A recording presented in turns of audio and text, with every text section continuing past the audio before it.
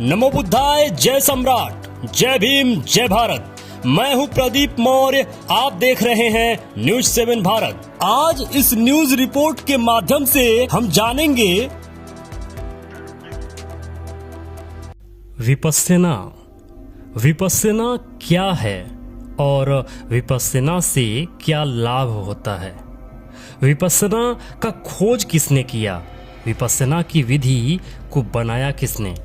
भारत से विपस्यना समाप्त क्यों हो गया और किन कारणों से विपस्यना भारत से पूरी तरीके से समाप्त हो गया? इन सभी विषयों को तथ्यों और तर्कों के साथ जानेंगे और समझेंगे कि विपस्यना क्या है, क्यों है, कैसे है, किसने बनाया, किस लिए बनाया और इसका लाभ क्या है। चलिए शुरू करते हैं। निवेदन है वीडियो अंत तक जरूर देखिएगा, तभी आप पूरी तरीके से समझ पाएंगे विपस्यना का अर्थ। विपस्यना पाली भाषा का वी प्लस पश्यना से बना हुआ शब्द है। पश्यना का अर्थ होता है देखना। हम जैसे हैं उसको उसी अवस्था में देखते हुए अपने आप को समझना ही विपस्यना है। मतलब हम जिस अवस्था में हैं उस अवस्था में खुद को देखना ही विपस्यना है। विपस्यना की खोज मार्गदाता गौतम बुद्ध ने की थी। इस विद्या को अपनी मेहनत से खोजा था, बनाया था और पूरी दुनिया को समर्पित कर दिया था।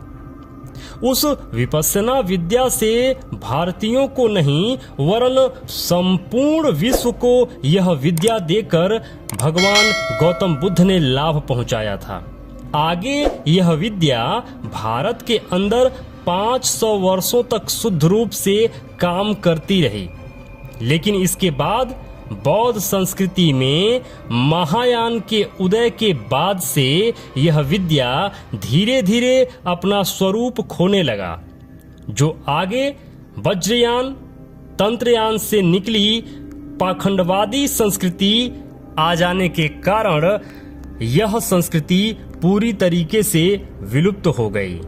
संयोग से यह विपस्यना विद्या अपने पड़ोसी देश जिसका नाम म्यांमार है, जिसमें शुद्ध रूप से गुरु शिष्य परंपरा द्वारा सुरक्षित थी, उस विपस्यना विद्या को पुनः भगवान बुद्ध की भूमि पर महान विपस्यनाचार्य सयाजी उबाखिन से सीखकर विश्व विपस्यनाचार्य श्री सत्यनारायण गोयनका जी ने लोक कल्याण हेतु स्थापित किया था, जिसका प्रथम शिविर आज से 50 वर्ष पूर्व यानी 3 जुलाई 1969 को भारत में लगा था।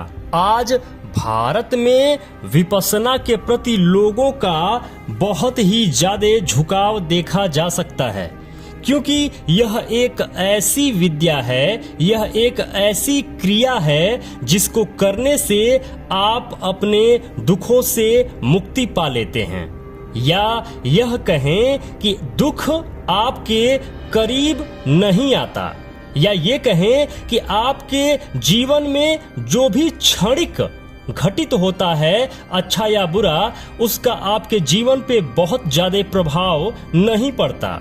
चाहे कितनी भी बुरी स्थिति हो जाए, लेकिन उससे आप प्रभावित नहीं होंगे। आप स्थिर हो जाते हैं, आप ऐसे हो जाते हैं जैसे खुद के जीवन को बाहर से निहार रहे हों, देख रहे हों। विपस्यना करने के बाद आपका मन इतना स्थिर हो जाता है कि आप किसी भी कार्य को बड़े ही लगन से कर सकते हैं, बिना किसी बाहरी डिस्ट्रैक्शन के। इसी से संबंधित है योग। योग सिर्फ शारीरिक कसरत या व्यायाम तक सीमित नहीं है।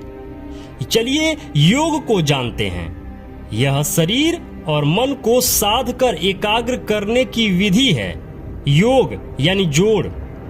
इस योग विधि से नाम और रूप यानी मन और शरीर को साध कर राग, द्वेष और मूढ़ता पर काबू पाया जा सकता है, जिसे विपस्यना कहते हैं।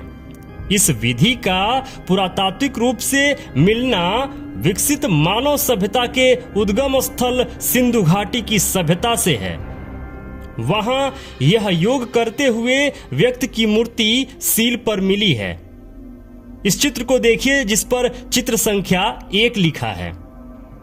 वहीं भारत का सबसे पुराना तेल्हाड़ा बौद्ध विश्वविद्यालय की खुदाई में भी योग साधना में लीन व्यक्ति का सील मिला है, जिसको इस चित्र को देखिए जिस पर चित्र संख्या 2 लिखा है। ऐसे तो सप्त बुद्धा की आकृति पेशावर और अजंता में है, जिसमें सभी बुद्धों की आकृति योग साधना में बैठी हुई है, या ये कहें कि विपस्सना साधना में बैठी हुई है। आज योग को सिर्फ कुछ धूर्तों ने और मूर्खों ने कसरत तक सीमित कर दिया है। मतलब उस विपस्सना विधि को, उस योग विधि को जिसको भगवान बुद्ध ने अपने अनुभवों से सीखा था, समझा था और बनाया था, उन सभी विधियों को आज पाखंडियों ने परिवर्तित करके बदल कर योग का एक अलग ही रूप बना दिया है। और इन विधियों को कराकर वह अच्छी खासी कमाई भी करते हैं। आपको लाभ हो या ना हो, इसका कोई उनका प्रयोजन नहीं होता है। उन्होंने योग को, उन्होंने विपस्सना को एक तरीके से कसरत बना दिया है। जो विधि थी मन को शुद्ध करने की, जो विधि थी मन को शुद्ध करके एक बेहतर जीवन जीने की कला सीखने की, उन विधियों को इन पाखंडियों ने सिर्फ कसरत का तरीका बना दिया है, या फिर ये कहें कि बंदरों की तरह गुलाटी मारने का एक तरीका बना दिया है। दरअसल विपस्सना जिसकी खोज भगवान बुद्ध ने की, विपस्सना को अपने मन से, अपनी चेतना से महसूस किया जाता है, फील किया जाता है। लेकिन इन धूर्तों ने जो कलाबाजी बनाई है योग को लेकर, इसमें आप उछल कूद कर भी योग कर सकते हैं, जिसका आपके मन मस्तिष्क को शुद्ध करने का कोई प्रमाण नहीं मिलता है।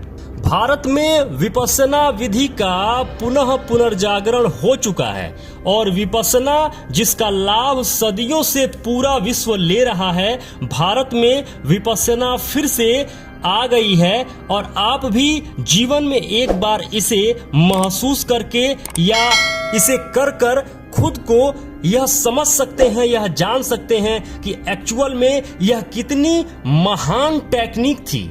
इसी विधि को करते हुए बुद्ध से पूर्व हुए बुद्धों ने, यानी अन्य 27 बुद्धों ने इसी विधि से खुद को बुद्धत्व की प्राप्ति के लिए तैयार किया।